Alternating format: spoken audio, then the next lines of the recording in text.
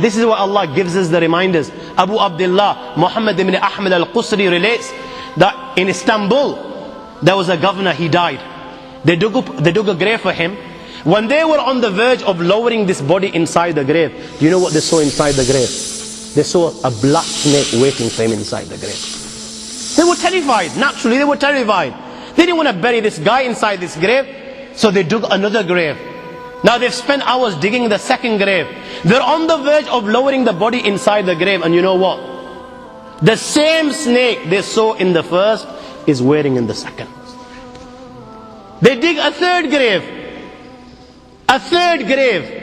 And they find, when they're on the verge of lowering this grave, all of a sudden, out of the blue, they find the same black snake inside the grave.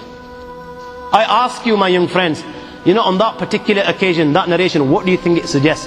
How many graves do you think they dug on that day? 4, 5, 6, 7, 8, 10, 15, 20, 25, 30 graves.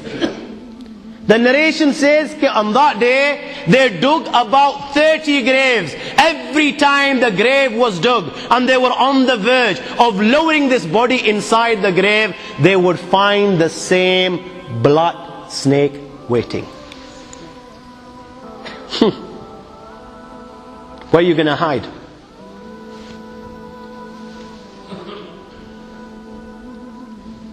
It doesn't come any clearer than this. Where are you going to hide? Where? Allah. You know, even when you've gone 6 foot under, you can't get away. You've left the dunya and you've gone 6 foot under and you think you've got away with it. This is where it will begin. You know, fed up after digging so many graves, they consulted the ulama. What should we do with this person? May Allah protect us. They said, you know what? Just bury him inside the grave. Leave the rest to Allah subhanahu wa ta'ala. And they buried him.